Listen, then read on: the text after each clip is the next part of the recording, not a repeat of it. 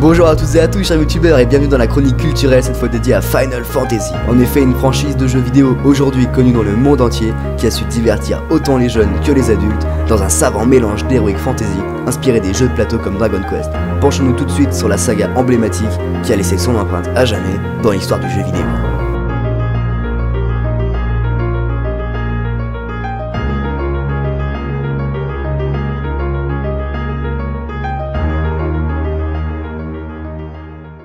Voilà, comme vous l'aurez compris, aujourd'hui on va s'attaquer, mais pas en justice, lololololo, à Final Fantasy, ou la fantasy finale en français pour les incultes. Le jeu a été développé en 87 par Square, et non pas le Square où les pigeons défèquent sur le banc, mais Square créé par Masafumi Miyamoto en 83, et je dis bien Square, et non pas Square Enix, car ils se sont associés en 2003, c'est important, retenez-le bien.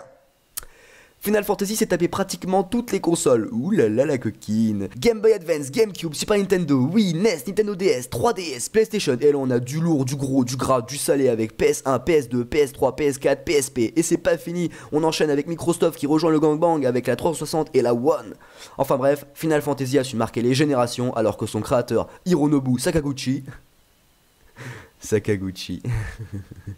alors que son créateur Sakaguchi était en situation financière précaire, en gros il avait pas un rond. Mais des Final Fantasy, croyez-moi, il y en a eu, et pour ceux qui connaissent que ça, à vous, je vous dis casserole. Et regardez cette chronique jusqu'au bout et vous verrez qu'il y en a eu énormément. En tout, à peu près 30 Final Fantasy sont sortis, et certains n'ont jamais vu le jour en Europe, car ils n'ont pas fait leurs devoirs, ils ont été punis par maman. Tu n'as pas fait tes devoirs, mon petit, tout cela puni.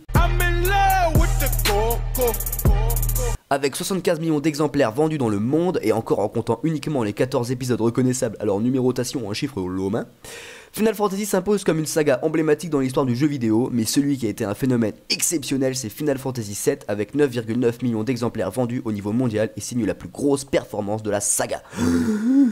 Concernant les personnages, eh bien... Boobs. Non mais faut pas déconner quand même avec Square Enix, hein. J'ai regardé pratiquement tous les personnages féminins et il y en a pas une qui est grosse ou moche. En fait, je pense que les grosses ou les moches dans le jeu, ils les enferment dans des cachots pour les faire maigrir, quoi. Je vois que ça. Et là, vous allez me dire, ouais, mais attends, s'il ferait une moche, elle serait pas appréciée par les fans de la saga, quoi. Ouais, mais bien au contraire, ville malandrin. Moi, j'en ai marre du scénario cliché, une gamine de 15 ans se réveille, décide d'aller voyager avec des inconnus et de combattre des monstres, des démons, et de dormir à la belle étoile. Mais où sont ses parents? Ils ont pas leur mot à dire dans tout ça, hein? On les enferme dans des cachots eux aussi? Et puis quand même, hein, ils auraient pu vieillir certains personnages féminins. Mais bon, à ce rythme-là, Final Fantasy 25, la crèche des petits pois, quoi. Enfin bref, je m'éloigne. Deux longs métrages sont sortis sur le thème de Final Fantasy. Le premier, Les Créatures de l'Esprit, sorti en 2001, réalisé par Sakaguchi, c'est le lol, qui n'a pas plu aux fans de la franchise d'ailleurs, car ils n'ont pas retrouvé dans le film ce qui faisait toute la particularité de la saga. Et ouais. Et de plus, ce film fut un échec commercial total qui entraîna la faillite de Square Pictures. Mais ça n'empêche pas que le 14 septembre 2005 sorte Final Fantasy Advent Children, un long métrage en images de synthèse dont l'histoire se déroule 2 ans après la fin de l'histoire du jeu Final Fantasy VII. Ouh. Le résumé, grosso modo, Cloud, ex-soldat, décide de s'isoler de ses anciens compagnons pour lutter contre le crime, non je déconne, mais contre les souvenirs de son passé, mais cependant lorsqu'il se fait attaquer par le gang de Kadaj, qui recherchent leur mère pour commencer leur réunion, Cloud va devoir plus que jamais affronter les souvenirs de son passé qui le tourmentent. Oui. Moi je crois plutôt qu'à la base c'était un spot de publicité pour lutter contre l'albinisme, parce que bon quand même là, cheveux blancs. Ah, et là vous allez me dire, ouais mais enfin ils sont pas blancs quoi, ils sont gris. Bah alors c'est des vieux alors. C'est des vieux jeunes, c'est des Benjamin Button, voilà, c'est des Benjamin Button. Enfin bref, dans l'ensemble, un très bon film, je vous le conseille d'aller le voir, il vaut le coup d'œil. Bref, je vous propose aujourd'hui 3 conseils pour créer votre personnage dans le monde de Final Fantasy ou en MMORPG en ligne. Quoique. Petit 1, trouvez-le une histoire hors du commun, ouais. Généralement, les personnages de FF ont tous une histoire qui sort du lot, comme je suis né princesse divine, pirate du ciel avec un fusil, ou mes parents sont morts quand j'étais jeune et je me suis engagé dans l'armée pour protéger ma petite sœur. Oh, c'est mignon.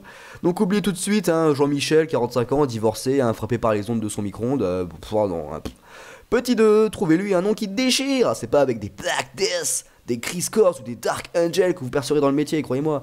Jouez l'inventivité avec Banane Chauve, l'enfant du pilon ou Tatane Magique. Et enfin, petit 3, trouvez-lui une apparence qui en jette un max. Oubliez les clichés de la grosse conne au gros nichon armé d'un long bâton qui n'hésitera pas à se l'enfoncer dans le... Non, Optez plutôt pour une grosse mocheté armée d'une épée qui effrayera même ses alliés le dos tourné, et là vous aurez la classe. Enfin la classe auprès des trolls des montagnes. Et voilà, cette chronique est terminée, j'espère que ça vous aura plu. Je voulais pas faire une chronique super longue et super chiante sur Final Fantasy où je vous explique en long, en large, en travers le jeu, non, et puis c'est pas le but de la chronique, hein. La chronique culturelle, le but justement c'est d'en savoir davantage tout en s'amusant et en passant du bon temps. Voilà, abonnez-vous, lâchez un commentaire, partagez au maximum, et moi je vous dis à la prochaine, ciao.